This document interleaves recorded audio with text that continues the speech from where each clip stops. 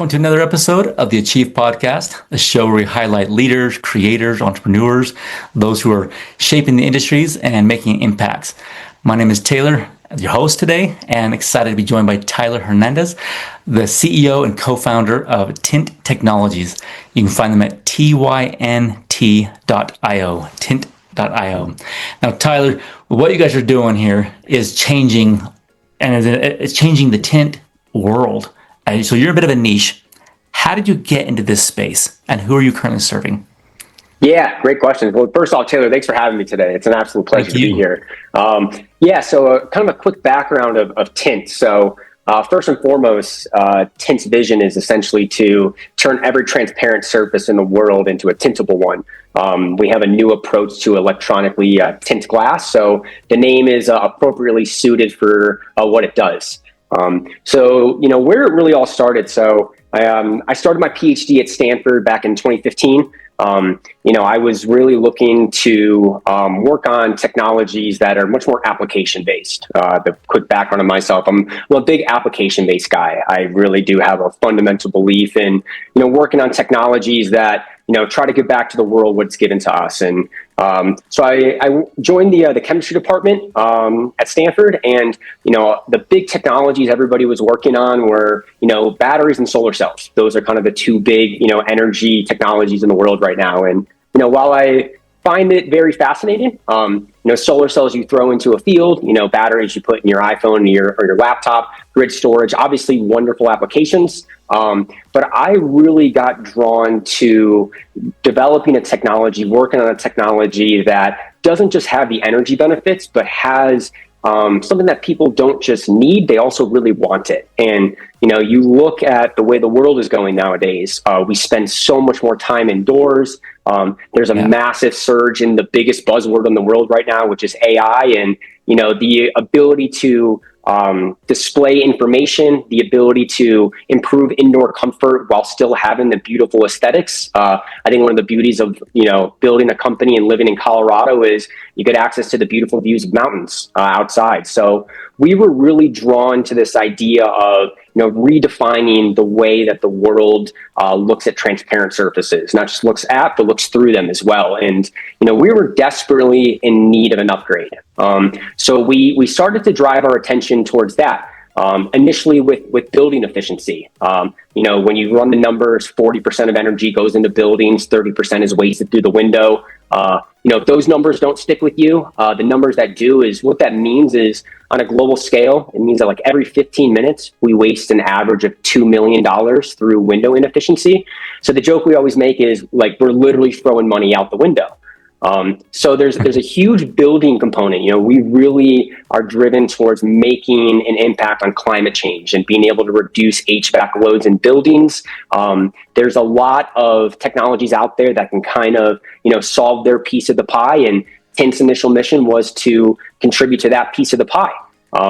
And so we really got drawn to the idea of electronically dimmable glass. Blinds and shades are kind of going to be ancient things of the past. And everybody wants more windows and less walls. That's just the way the world works. That's how we like our homes. But unfortunately, windows are not as efficient as walls. And so the idea of being able to replace blinds and shades with an aesthetically beautiful product, but still provide the energy benefits that you get from walls, but in the form of a window, electronically tintable glass was the way to go. And we looked at all the technologies in the world, and, it's such a cool idea, and it made you kind of question, okay, like, why do you not see this everywhere? And obviously there's performance things around, how fast does it switch? Does it switch with the right color? Does it get dark enough for privacy? But, what it really comes down to, it always comes down to cost. So we took a completely different approach when we were at Stanford. We chose to rely on a very common industrial practice, metal electroplating, and we became the experts in making that process reversible. Not only being able to tint transparent surfaces, but also reverse it back to clear. And we really drove our attention towards developing a technology that's novel, that's unique, that really circumvents all the previous issues with the existing technologies. And long story short, it ended up being a great success. We were really successful with not just making prototypes, publishing papers, going to conferences, but when we moved to Boulder in 2018, we really switched our attention from that academic approach to more of the, starting a business, a commercial approach. How do you take this really cool academic idea and turn it into a product? And we spent 2 years from 2018 to 2020 solving those major technical challenges. We spun the company out in 2020. We have a wonderful team, everything from R&D all the way through manufacturing and business development. And more recently, actually, we have expanded the technology portfolio beyond just window applications. We really got pulled into the world of consumer electronics about a year and a half ago.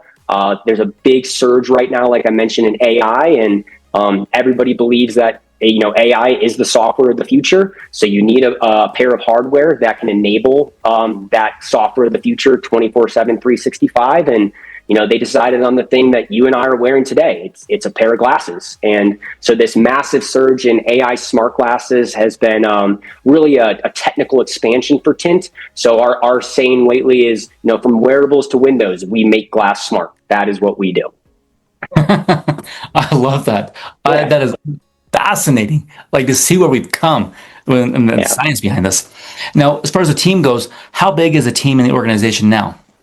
Yeah, so we have 12 full-time employees at Tynt. So we have a 10,000 square foot R&D facility. All of the R&D, all of the development is done here. We moved into this facility in September of 2021, so we're going on a little over 4 years now. And our team spans everything from our engineers, our scientists developing the tech. It's where all of our IP is developed around as well, really owning the technology to be able to say, hey, we can design this technology to fit in many different verticals, many different form factors. We have some very strong partnerships for manufacturing, scale, materials development, outsourcing. Really, basically the whole goal is let Tynt do what we're really good at. Let's partner with the people that are also really good at what they do. That's how you accelerate. That's how you hit speed to market. And it takes a team to build an empire. And we're excited to build that empire. That's awesome. And what would you say is driving growth right now for the organization? Yeah, I would say some of the biggest things are we have partnerships in both wearables and windows. We have a lot of inbound interest in different verticals as well. Defense applications, automotive applications, obviously architectural glass as well. And, what's really driving the growth today is being mindful of, we see Tynt as not just a product, it really is a platform. And we, of course, want to explore opportunities, but we also want to be mindful in the startup life of, minimizing distractions. We have, a clear go-to-market strategy in the short term with our partnerships. And that growth is being driven really by the timelines that they've set in front of us, the market need, the acceleration, and just the annual growth expectancies in these markets are massive. And we have a lot of momentum right now at Tynt, and we want to capitalize on that momentum and those opportunities. Wow. Now, looking back for you personally, what turning points have molded the way you think about running the organization? Yeah. I would say hands down, it's been eye-opening transitioning straight from the academic PhD life to co-founding the company. I remember in the early days, even building the team and interviewing people was interesting. Coming from the perspective of I never really interviewed for full jobs. Coming straight out of school. Obviously small little gigs through college and grad school, but recognizing that, in those initial interviews, you ask some funny questions like, hey, so what do you do? You don't really know what to ask. And I think what's really critical is that one of the main tenets we have at the company is this idea of we over me. It's really critical to us. A singular person cannot do it. It's why we have a co-founding team that complements each other with our skill sets. And building a team of people who complement each other, who bring different skill sets, bring different perspectives. I always say that, a puzzle doesn't have the same two pieces. You want to find people that complement each other, that can work together to drive something that is not easy. Startup life is not easy. If it was easy, somebody would have done it by now. And having people that recognize that there is a risk to startups, there's a massive reward in getting people to put their feet in the mud, work side by side, and really drive to do something that we truly see is going to change and revolutionize the world. That's a powerful mindset to have going day in and day out. Yeah, it's a big vision. Now, as you guys try to grow and expand, what have been some of the biggest bottlenecks or obstacles that keep showing up? Yeah, I would say a couple of things. So, in the window space, there's been a lot of investment put into dynamic windows, and I think some of those strategies around trying to be vertically integrated, trying to do it all yourself. There's a lot of capital requirements associated with that. It requires you to build a large team to do that. And in the startup life, you've got to be nimble, you've got to be lean and mean, you got to do more with less. And this business model transition of letting Tynt own the IP, own the design, and relying on the right partnerships to provide the materials at scale, to manufacture at scale, to integrate at scale. Like, they have done these things for decades. They are highly reputable partners that are common household names worldwide. You got to make sure, again, when I talk about the team, it's not just the internal team at Tynt. It's not the internal employees only. It's our investors, it's our board, it's our strategic partners, that everybody has a role to play. And when people recognize that their role directly contributes to the success of the organization, that mindset is absolutely critical, because that's how you make sure that you accelerate on the timelines in front of you. Wow. Well, now when it comes to your outreach, your messaging, and getting the word out there, your marketing, what has been working well, and where are you feeling those gaps and frustrations? Yeah, like I mentioned, when we started Tynt, we really pitched Tynt as a window company.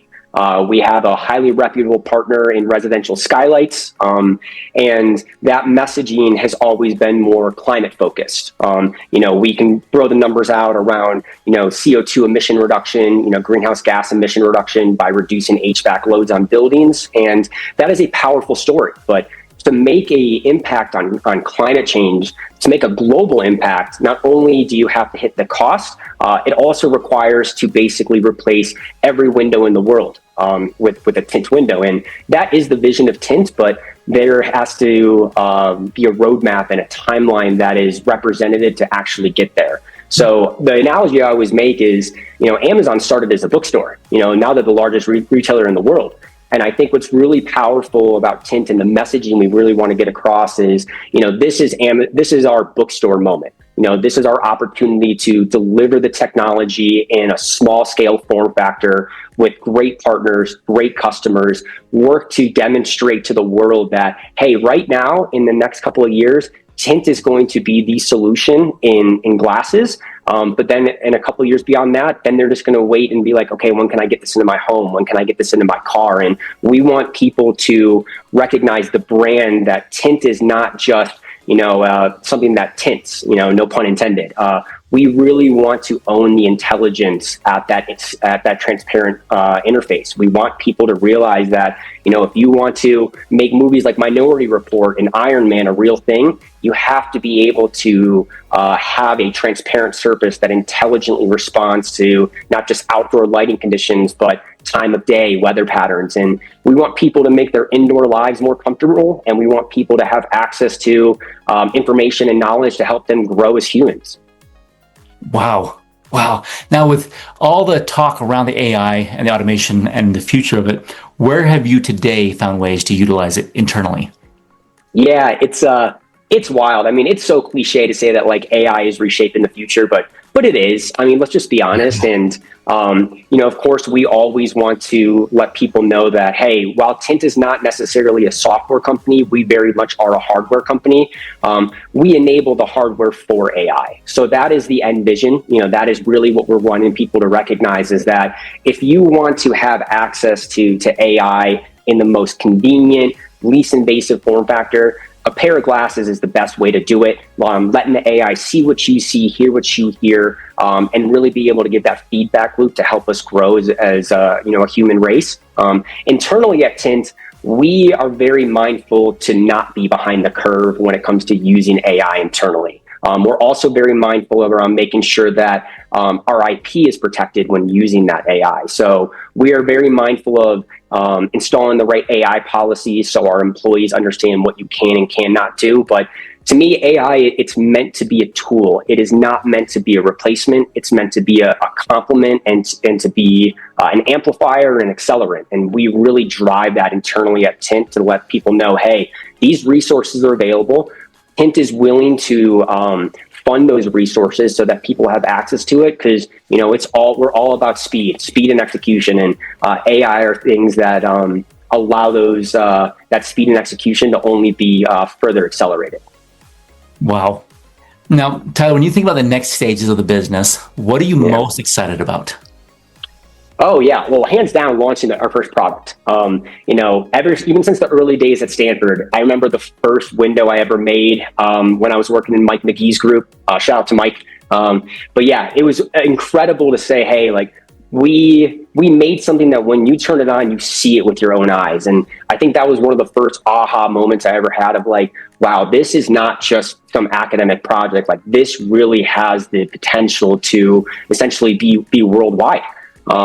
So for me, what I am most excited about is not just building the team that we have. We have such a strong culture with the people we have here, and I want to continue to grow that culture with people who are like-minded and are excited about changing the world. But it always comes down to delivering a product that people will actually use in their day-to-day lives. People will actually benefit from, like getting something from just an R&D prototype to a commercialized product, doing that with the right partners and the right team. That's going to be a really exciting moment for Tint's future. Oh, wow. That is amazing. Now, when you look at your own journey as you've gone along, the wins, the mistakes, what lessons stand out to you, and what do you wish you understood sooner? Yeah, it's a great question. Hindsight's always 2020. When you look at learning and growth opportunities, one thing is, growth happens outside your comfort zone. You have to be comfortable being uncomfortable, having difficult conversations, being able to address things in a timely fashion, not letting things linger. I have learned in my personal growth that it is actually worse to stay silent about things that you have an opinion on rather than potentially say the wrong thing. Because the worst thing you can do is be quiet about it, because at that point people think that you just naturally agree. I think having a culture where you can have a professional discourse with your team, recognizing that it's not personal, it's business. Like we are here to do something that nobody's ever done before, and to do something that nobody's ever done before, like not to be repetitive, but it means you're going to have to do things that nobody's ever done before. And that means being, comfortable, being uncomfortable, doing things that take confidence and courage, and really doing it as a team. And I've definitely looked back on Tint's history of kind of growing into this leadership role that requires you to not just set the tone, but set the culture of, hey, this is hard. We all recognize it's hard, but we're going to do it as a team, and we're going to lay out the plan and the trajectory and the vision and the direction for us to win and to be successful. I love that. Now, if you had to pick one topic, one constraint to solve over the next 90 days, what would it be? Yeah, there's, I would say without a doubt, we have a ton of inbound momentum from strategic partners. More so, we have a lot of inbound materials coming in. And when those materials come together to demonstrate a lens that nobody's ever seen before, that hits performance that nobody's ever seen before, it is absolutely critical that we capitalize on all the stuff coming in and take that inbound materials and then have an exported device that brings it all together. That is what's very critical right now. And I think what's going to capitalize from that is that we are really big about securing our entire supply chain, all the way from materials, manufacturing, integration, all the way through our end customers that we've already secured. And having that just demonstrates that Tint is not just something that is an R&D science project. It is a product that is ready to be commercialized with the right partners at the speed in which you need to execute. Wow. The future that we live in right now is amazing. Totally, right? Yeah, it's an exciting time, not just in the world, but we're doing exciting things at Tint, and we want to make sure that we're here to shape the future. Wow. So, any final words for our listeners, others who are coming in a similar space? I would say the biggest things are startup life is, like I said, it's not easy. It is meant to be challenging. It is meant to challenge you. It's made to make you think outside the box. I think the most important thing, hands down, is teamwork. I have a belief in surrounding yourself with people who are smarter than you, who have more experience than you, who have been through it. If you learn from them, they will help you not go through the same failures and same mistakes that they've made. And it's a way to move faster. And finding people around you that are like-minded in their, willingness and pursuit to win, but also those people that complement you and help you to look at things from different perspectives and different angles and bring different experience. I would say that to anybody. Make sure that you have the right people around you that are really driving your vision, our vision, the collective vision on a day-to-day basis. Value of team. Wow. And for those who want to learn more, they can reach out LinkedIn or again, Tynt.io, Tynt.io. Anywhere else you want to send them? That's our website. Feel free to always reach out to me on LinkedIn. We are based in Boulder, Colorado. I don't just have the background just for fun, but we are based here. People are always welcome to visit on site. Feel free to reach out to me directly on email as well. It's just my name, Tyler@Tynt.io. I'm always excited to talk about Tynt and see how we can work to reshape the world, one window at a time. Oh, I love that. And thank you for coming on and sharing that vision. And thank you to our sponsors of today's episode, Achieve Fractional, which provides fractional executive leadership for growing businesses. And if you enjoyed today's episode, share it with a friend, share it with a tech enthusiast, somebody who's looking at the future of glass and the many capabilities and potentials it has. Reach out to Tyler and the team, and they'll get you directed on what is happening and get involved. So awesome. Thank you so much, and we'll see you in the next episode of the Achieve Podcast.